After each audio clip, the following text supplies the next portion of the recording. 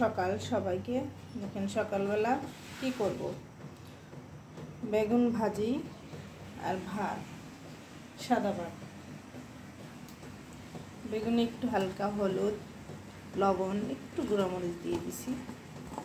কড়াইতে তেল দিয়ে দিছি, গরম হোক। তারপরে